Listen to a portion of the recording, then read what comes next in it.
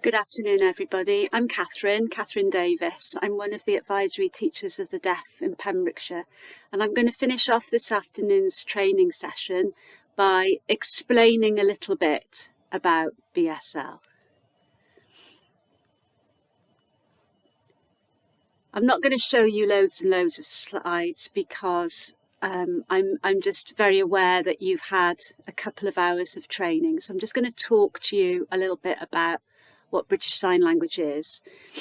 It is a full language. It's been given status, informal status in Wales as a community language, and it will be coming on to the curriculum. Primary schools from anytime really, September 2023, and officially on the curriculum as an international language in secondary schools from September 2026. And we have chosen Milford Haven Cluster to be our first pilot project in Pembrokeshire, so it is really exciting times. Okay, it is a full language, BSL. It's not like Makaton, anything you see on the television like Mr. Tumble, Sign Along. It's not a communication system, it is a full language, and it has a full linguistic structure. So you can use it to communicate fully with a deaf person. You can have obviously an argument, a discussion. It's a high level language basically. But it has some important things that we need to start off with by trying to understand, because it is a visual language. It has no written form, and it is used with voice off. So we have really important hand shapes, which are fundamental to any sign that we use in BSL. So what I'm going to go through with you now is hand shape, placement, movement, orientation, facial expression, and upper body movement. Those 6 things, if we can think of them as almost like letters that make up a word, you need all those things really to be able to give a context for a sign.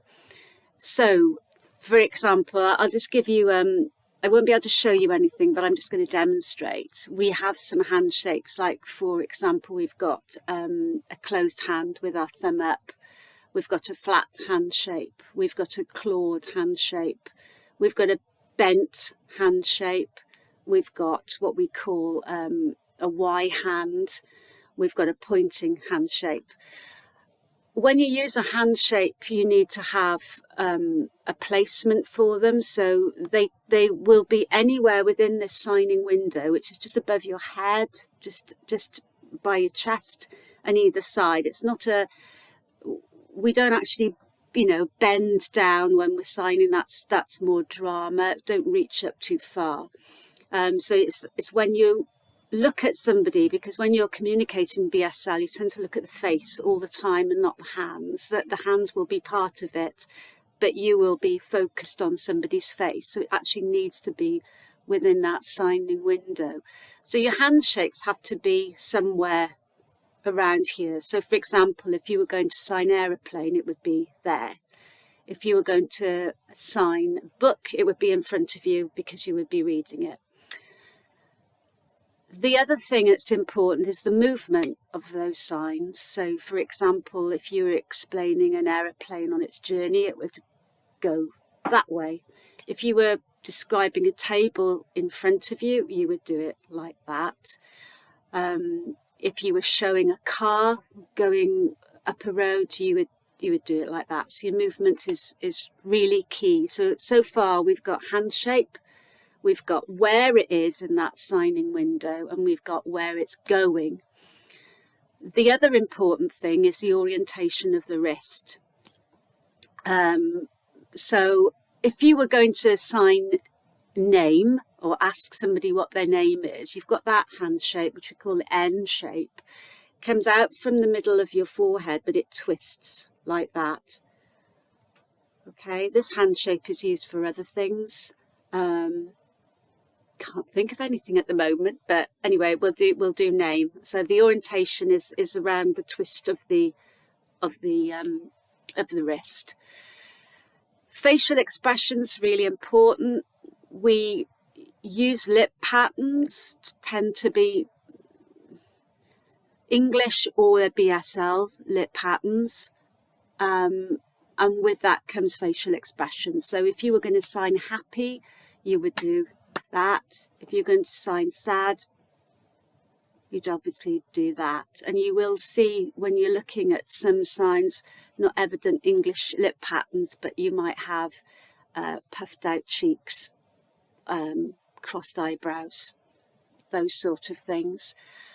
And your upper body movement. So one thing I can think of straight away, if you're asking a question to somebody and you're doing what, you tend to bend forward and push your shoulders together a little bit. So all those things are really important in giving context to a sign. So hand shape, placement within that signing window, movement, orientation. So for example, if you're going to show a plane on a rocky journey, you do something like that. Your facial expression, with or without English lip pattern, or with what we call non-manual features, and your upper body movement as well, okay, around the shoulders and your head. So if we think of all those parts of a sign as giving meaning to the sign, I'm just going to go through now a few little pleasantries, and then we'll go on to replying. So I've just got six little pleasantries that we can use. We'll try and integrate those within the school as we choose our sign of the week, which I think we're going to be talking about with Jeanette. So we've got good. So your thumbs up generally, thumbs are generally positive signs. So good is that. Excited, you've got your clawed hand for excited, and it tends to go up and down your upper chest. So if I was excited, I'd say, again, look at my lip patterns, a little bit excited. If I'm really, really excited, so they sort of rock my shoulders as well. Sad, you've got your flat hand shape coming straight down your face. If you're a little bit sad, if you're really sad, sort of slump your body forward. Tired, that hand shape, slightly curved. Start with the thumbs at the top of your chest and then bring them down like that. And again, your body sort of caves in. So if you're a little bit tired, again, I'm not saying tired, bit of an exhalation, a bit of a breath out. If you're really, really tired, like that. Okay. Fed up, an easy one, flat hand comes below the chin. Fed up, really fed up. Okay. If you were going to say to somebody, you know, I'm good, if they ask you how you are, I'm good, I'm excited, I'm sad, I'm tired, I'm bored, I'm fed up. Just point to yourself. We don't say am, so I'm good. So I'll go through now. Good, excited, sad, tired, bored, fed up. And I'm not going to use voice. So look at the hand shape. Look at where the hand shape is. Look if there's any orientation of the wrist. Look at the facial expression and the body movement.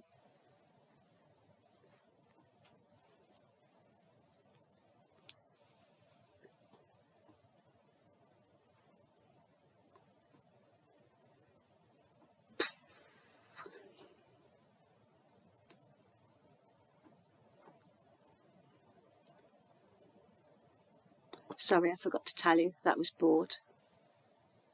If you're a little bit bored, if you're really bored or somebody's really boring you, it's eyes going back and forth. Okay. If you're going to ask somebody how they are, you would say, how are you? Bend forward slightly. Sorry, I got my sheepdog in the way here. Sit down, Marty. Sit. Sit. Good boy. At the beginning of the day, we would say good morning. Good morning. So you're bringing your thumbs up your chest. I always think of it as pulling your trousers up, pulling your, you don't wear braces anymore, pulling your trousers up in the morning. So, good morning. You can say it all in one go. Bend forward slightly. How are you? Again, so simple because we're just using our thumbs up. How are you? So you actually then move those thumbs forward. So with voice on, good morning, how are you?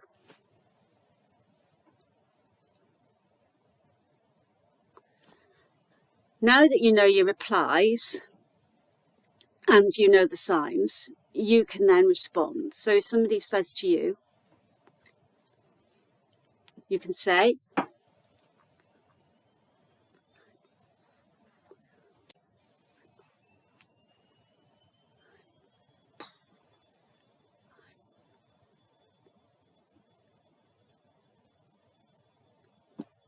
and that's something that you can do. Practice, when you can. And I'll be giving Jeanette the contents of this slide. Before we go, I thought it might be nice just to go through a little Christmas poem. But before I do that, I'm just going to ask you a little quiz now to see if you can guess the sign for about 6 words. Okay. What do you think the sign for book is? Any ideas? I can see you all signing. Think of your hand shape, think of where it would be. Book. Think of the sign for cow. Now that's your Y hand. That sign for cow using 2 hands. The sign for cat, open hand, 2 hands. Sign for aeroplane, you know that, just 1 hand, your Y hand. Sign for me, easy, me, that hand shape. And the sign for car, so we've got our closed hand there, use 2 hands.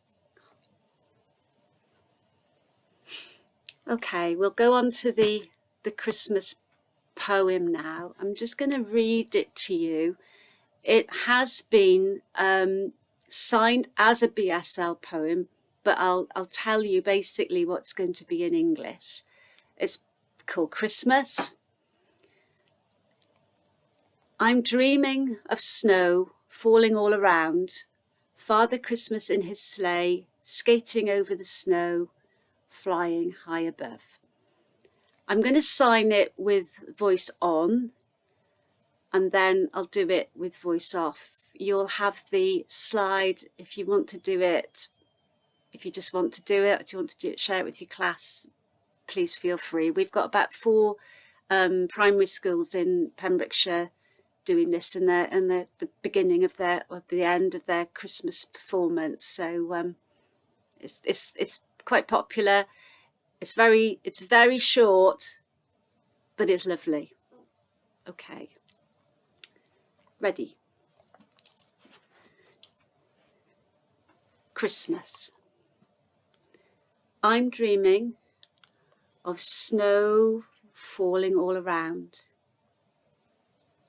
Father Christmas in his sleigh, skating over the snow, flying high above. I'll do that now with voice off in BSL.